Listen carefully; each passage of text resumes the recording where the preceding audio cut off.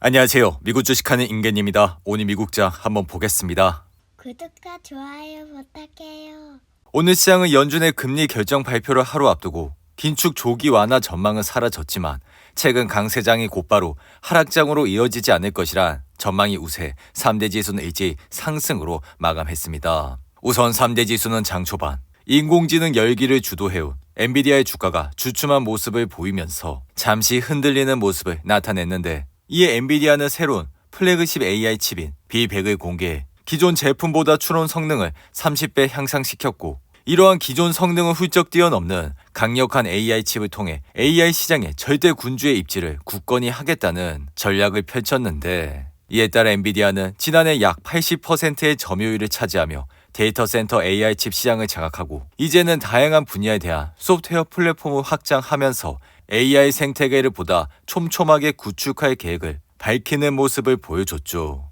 그리고 B100은 엔비디아의 이전 제품 크기에 칩 2개를 가져와 단일 칩으로 묶은 형태로, 이러한 새로운 칩에는 2080억 개의 트랜지스터가 탑재돼 이는 이전 칩인 H200의 800억 개보다 2배 이상 많은 수치로, 이렇게 확장된 트랜지스터는 거의 동시에 칩에 연결된 메모리에 액세스할 수 있어 생산성이 향상됐다 할 수 있죠. 한편 엔비디아의 주가는 지난 1년 동안 240% 급등해 현재는 마이크로소프트와 애플에 이어 시총 3위에 올라와 있고, 올해 역시 전무후무한 주가 급등세로 인해 업계에선 엔비디아가 투자자들의 기대만큼 AI 사업을 확장하지 못하면 주가가 하락할 수 있는 상황에 처할 수 있다는 의견을 내놓고 있는 모습을 보여주고 있죠. 하지만 개인적인 생각은 AI 시대는 이제 새로운 전기를 맞고 있어 이러한 AI 기술이 고도화되고 점차 인간과 비슷한 능력을 갖추게 되면서 시장은 더 큰 GPU를 원하고 있어 엔비디아의 상승세는 앞으로도 지속 가능할 수 있다 생각이 드는데, 이에 엔비디아의 주가는 3월 8일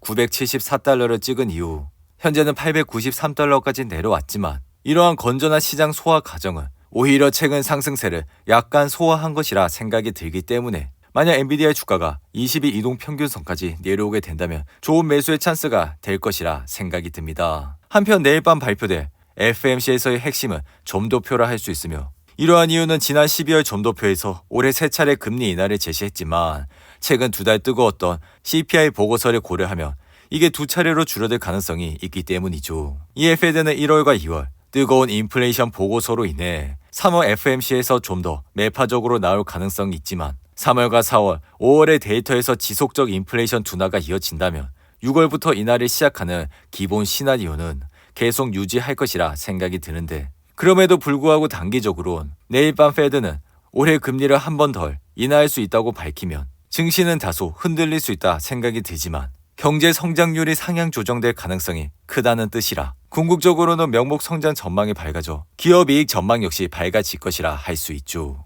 이에 증시는 통상 장기적으로 페드 통화 정책보다는 기업 이익 증가가 주가에 더 중요하며, 이에 2019년 이후 미 국채 이념물 수익률은 1.6%에서 4.7%로 상승했지만 S&P 500 기업의 이익은 46%나 증가했고 그 기간 지수는 58% 상승을 하는 모습을 나타냈죠. 이에 개인적인 생각은 올해 금리 인하가 없더라도 예상보다 강한 미국 경제는 여전히 이익 성장과 주가 상승을 가져올 수 있다 생각이 드는데, 한편 테슬라의 주가는 주말에 발표한 모델 Y의 가격 인상으로 전날 6% 이상 상승은 했지만, 이날은 CEO인 일론 머스크가 자신의 X 계정에서 마약에 대한 언급을 한 이후 또다시 하락하는 모습을 나타냈죠. 이에 테슬라는 이날 1% 이상 하락하면서 주가는 171달러로 마감해 전날 6.3% 상승하면서 기록한 173달러에서 상승분을 일부 반납하는 모습을 보여줬죠. 이에 머스크는 돈 레몬과의 인터뷰에서 우울증에 의학적으로 처방되는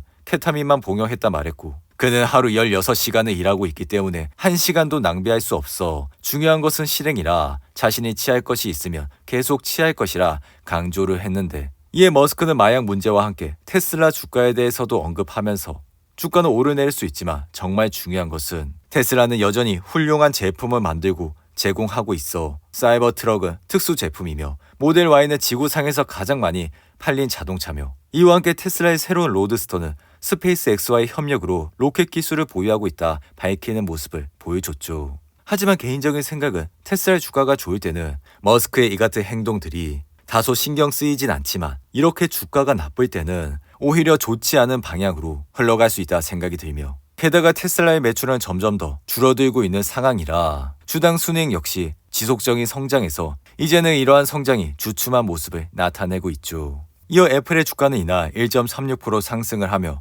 176달러로 마감을 했고 애플은 최근 구글 제미나이와 협력으로 인해 이틀 연속 상승세를 타고 있는 모습을 나타내고 있죠. 이에 따라 애플은 현재 클라우드 기반 생성 AI를 지원하는 데 필요한 GPU 서버를 갖추고 있진 않지만 구글과 협상이 완료되면 애플은 내부적으로도 자체 기술을 개발할 수 있게 되며 덩달아 당장 AI에 대한 막대한 자본 지출 없이 AI 기능을 기기에 넣을 수 있어 이를 통해 새로운 아이폰 슈퍼 사이클도 만들 수 있다 생각이 드는데 게다가 구글은 22억대 이상의 애플의 활성 기기를 통해 제미나이 확산을 노릴 수 있어 구글은 최근 광고 사업은 성숙하고 제미나이는 AI 경쟁에서 뒤처져 있는 것으로 인식돼 왔지만 만약 구글이 진정 AI 경쟁에서 뒤처져 있다면 애플은 제미나이를 넣으려 하지 않았을 것으로 생각을 할 수 있죠. 이에 개인적인 생각은 이러한 생성 AI 엔진을 아이폰에 빨리 탑재하려는 노력이 애플뿐 아니라 잠재적인 파트너 구글에게도 긍정적이라 생각이 들며 이러한 AI 기능은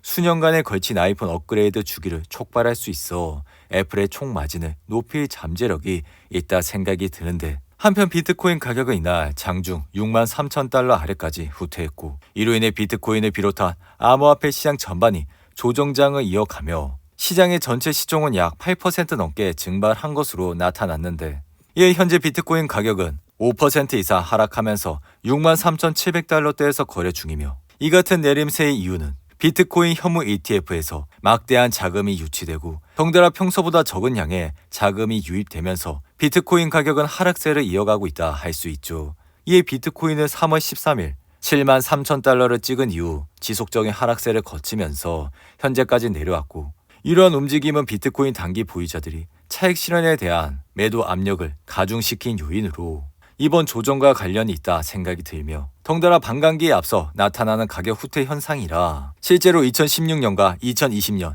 반감기 당시에도 비트코인 가격은 한동안 조정을 겪은 뒤 뒤늦게 상승을 타는 흐름을 나타냈죠. 이로 인해 비트코인 가격과 연계된 주식인 마이크로스트리지는 5% 이상 하락했고 암호화폐 거래소 코인베이스 역시 4% 이상 하락을 했는데 이어 클라우드 관련 소프트웨어 회사인 스노우플레이크와 몽고DB는 주요 기관이 중립해서 매도로 등급을 하향 조정하면서 이날 주가는 1% 가까이 하락했고 최근 S&P 500에 편입된 슈퍼마이크로 컴퓨터는 골드만삭스가 200만 주를 추가로 매각하겠다고 밝힌 이후 이날 주가는 9% 이상 하락을 하는 모습을 나타냈는데 반면 럭셔리 백화점 체인인 노드스트롬은 비상장을 모색하고 있다는 내용이 밝혀지면서 이날 주가는 9% 이상 상승했고 중국 인터넷 회사인 텐센트 뮤직은 시장의 예상치를 뛰어넘는 실적을 밝힌 이후 이날 주가는 6% 이상 상승을 했는데 이어 영국 소프트웨어 회사인 엔다바는 JP모건이 중립에서 비중 확대로 업그레이드를 하며 현재 주가에서 32% 이상의 잠재적 상승 여력이 있다 밝히면서 이날 주가는 4% 이상 상승을 하는 모습을 나타냈죠. 오늘도 8분이 넘는 긴 영상 끝까지 시청해 주셔서 감사하고요. 가시기 전에 구독과 좋아요 잊지 마시고 그럼 저는 다음 영상에서 찾아뵙겠습니다. 감사합니다.